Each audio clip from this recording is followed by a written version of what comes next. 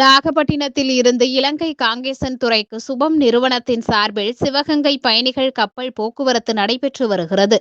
வாரத்தில் செவ்வாய்க்கிழமை தவிர்த்து 6 நாட்கள் இயக்கப்பட்டு வரும் கப்பல் சேவையில் இரு நாட்டு பயணிகளும் பயன்பெற்று வருகின்றனர்.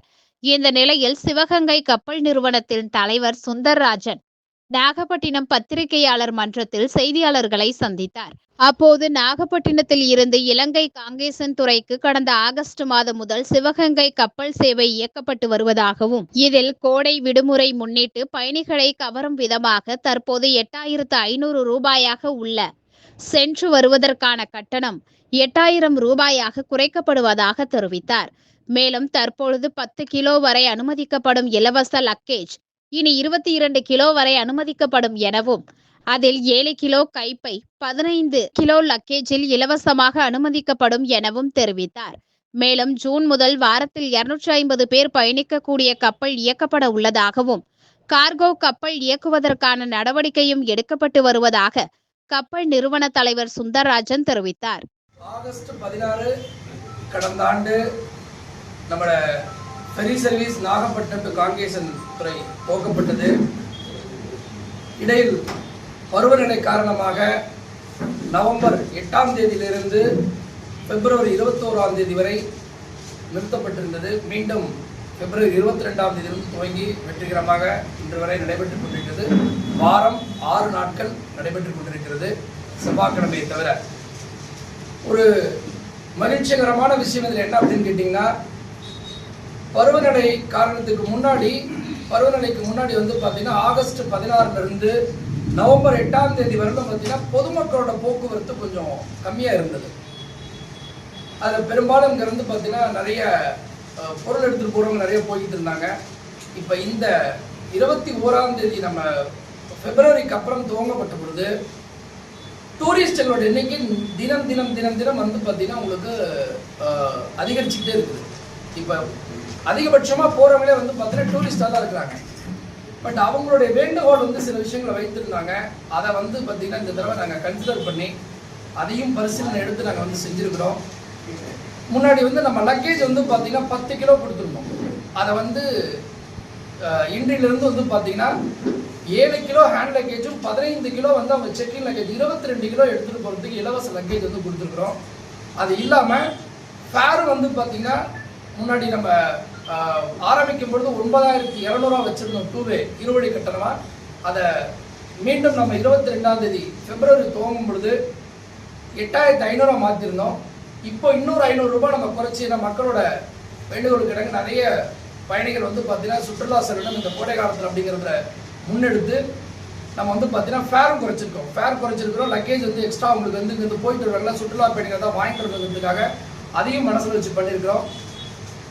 அதுக்கடுத்து வந்து பார்த்தீங்கன்னா சுற்றுலா செல்றவங்களுக்கு வசதியாகவும் பேக்கேஜஸ் நம்ம வந்து பார்த்தீங்கன்னா நாமளே அரேஞ்ச் பண்ணி கொடுக்குறோம். 15,000 ரூபாய்க்கு வந்து பார்த்தீங்கன்னு சொன்னால் இருவழி கட்டணம் உட்பட அங்கே தங்கும் வசதி ப்ளஸ் அங்கே லோக்கலில் சுற்றுலா போயிட்டு வரதுக்கான போக்குவரத்து எல்லாத்தையுமே கன்சிடர் பண்ணி 15,000 ரூபாயிலிருந்து இரவுகள் 3 பகல்கள் தங்கக்கூடிய அளவில் அப்போ வந்து பார்த்தீங்கன்னா உங்களுக்கு பேக்கேஜஸ் வந்து நிறைய கொடுத்துருக்கோம். 2 நைட்டு 3 நைட்டு 4 நைட்டு நிறைய கொடுத்துருக்குறோம். அதையும் பயன்படுத்திக்கணும் வந்து பப்ளிக்கு நாங்கள் கேட்டுக்கிறோம். தொடர்ந்து இந்த சர்வீஸ் வந்து வெற்றிகரமாக நடக்கிறதுக்கு பொதுமக்களாகிய உங்களுடைய ஆதரவு தான் அதுக்கு மெயினாக வேணும். அது தொடர்ந்து வந்துட்டு இருக்குது. அதனுடைய விஷயம் தான் இந்த தடவை வந்து கொஞ்சம் அடிஷ்னலாக நாங்கள் வந்து இந்த ஃபேரை ரெடியூஸ் பண்ணி லக்கேஜை கொடுத்துருக்கோம். அதை தெரிவிச்சுக்கிறதுக்காக ஒரு தளமாக தான் இந்த ப்ரெஸ் மீட் நாங்கள் சொல்கிறோம். நன்றி. 2வது ஃபெரி வந்து பார்த்தீங்கன்னா என்னுடைய எதிர்பார்ப்பு மே 20ஆம் தேதி ரெடி ஆகிடும். நமக்கு நாகப்பட்டினம் வந்தடைகிறது வந்து பார்த்தீங்கன்னா ஜூன் ஃபர்ஸ்ட் வீக் வந்து பார்த்தீங்கன்னாக்க அந்த ஃபெரி வந்து ரீச் ஆகிடும். நமக்கு அது வந்து 250 பேர் போகிறதுக்கான வசதி இருக்குது. அதில் வந்து 3 வகுப்புகள் அதில் வைக்கிறோம். ஒன்று வந்து பார்த்தீங்கன்னா எக்கானமி வகுப்பு வந்து கிட்டத்தட்ட ஒரு 220 சீட் இருக்குது. ஒரு 28 சீட்டை வந்து பார்த்தீங்கன்னா உங்களுக்கு வந்து பார்த்தீங்கன்னா பிஸ்னஸ் கிளாஸும் ஒரு 10 பேர் வந்து ஒரு ப்ரைவேட் ஷூட்டாகவும் வந்து பார்த்தீங்கன்னா ஒரு ரூம் வந்து நாங்கள் அதில் அரேஞ்ச் பண்ணிக்கிறோம். ஸோ 3 விதமான ஒரு வகுப்புகள் அதில் இருக்குது. இன்னும் கொஞ்சம் அதிவிரைவாக போகும். இப்போ இது வந்து 4 மணி நேரம் நம்ம எடுத்துக்கிறோம். அதை நாங்கள் எதிர்பார்க்கறது ஒரு 3 மணி நேரத்தில் வந்து பார்த்தீங்கன்னா நம்ம காங்கேசன் துறை அடையக்கூடிய அளவுக்கு ஒரு வேகமாக போகும். அது இன்னொரு மகிழ்ச்சிகரமான சம்பவம் என்ன அப்படின்னு கேட்டிங்கன்னா, அந்த கப்பல் வந்து பார்த்தீங்கன்னா உங்களுக்கு பருவநிலை நமக்கு இந்த நவம்பர் டிசம்பர் காலகட்டங்களில் கூட நம்ம சைக்ளோனை தவிர்த்து மற்ற நாட்களில் இயங்கக்கூடிய அளவுக்கு வந்து பார்த்தீங்கன்னா எதிர்கொள்ளக்கூடிய அளவுக்கு அந்த கப்பல் வலிமையானது. இப்போ நமக்கு வந்து இது வந்து பார்த்தீங்கன்னா நமக்கு விண்ட் ஸ்பீடு வந்து இன்னைக்கு இருக்கிற ஒரு 25 கிலோமீட்டர் நாட்டுக்கு உங்களுக்கு ஸ்பீடுக்கு மேலே விண்ட் ஸ்பீடு இருந்துச்சுன்னா நம்மளால் இந்த கப்பலை இருக்கிற கப்பலை இயக்க முடியாது. பட் அது வந்து வரக்கூடிய கப்பல் வந்து பார்த்தீங்கன்னா 60 கிலோமீட்டர் விண்ட் ஸ்பீடு இருந்தாலும் போகும். அந்த அளவுக்கு வந்து ஒரு ஸ்ட்ராங்கான கப்பல் தான் வந்து நம்மளோட வரக்கூடிய 2வது கப்பல். அதனால த்ரூஅவுட் இயர் வருடம் பூரா உங்களுக்கு வந்து இது வந்து நாகப்பட்டினத்துலேருந்து ஃபெரி சர்வீஸ் இருக்கும். அதுக்கான பர்ச்சேஸ் இந்த கப்பல் வாங்குற வேலையில நாங்கள் துவங்கி அதுக்கான வேலைப்பாடு நடந்துட்டு இருக்குது. என்னுடைய எதிர்பார்ப்பு ஜூலை வந்து 2nd வீக்கில் உங்களுக்கு கார்கோ கப்பலும் வந்து பார்த்தீங்கன்னா நமக்கு நாகப்பட்டினத்தை வந்தடையும். ஜூலை மிட் ஆஃப் ஜூலையில் நமக்கு வந்து அந்த சர்வீஸ் துவங்கிடும். இப்போ 2வது கப்பலுக்கு அரசாங்க அனுமதி எல்லாம் முடிஞ்சிருச்சுங்களா? கிட்டத்தட்ட ஒரு 95% முடிஞ்சிருச்சு. அது வந்து அதுதான் நமக்கு ஒரு மாதம் டிலே ஆனதுக்கான காரணமும் கூட. நமக்கு சிவகங்கையை பார்க்கும்போது இதுக்கான வேலைகள் கொஞ்சம் விரைவாகவே நாங்கள் பண்ணியிருக்கிறோம். எப்படி கொண்டு போகணும் மூவ் பண்ணுங்கிறதெல்லாம் பண்ணியிருக்கிறோம். பட் அதனால் அதில் ஒன்று இதுக்கு மேலே அது நிற்கிறதுக்கு வாய்ப்புகள் இல்லை. வேறு நாடுகளுக்கு கப்பல் இயக்குறதுக்கு ஏதாவது வாய்ப்பு? எனக்கு முதல்ல வந்து பார்த்தீங்கன்னா நாகப்பட்டினம் மண்ணிலேருந்து வந்து பார்த்தீங்கன்னா ஒரு ஃபுல்ஃபில் பண்ணணுங்கிற ஆசை.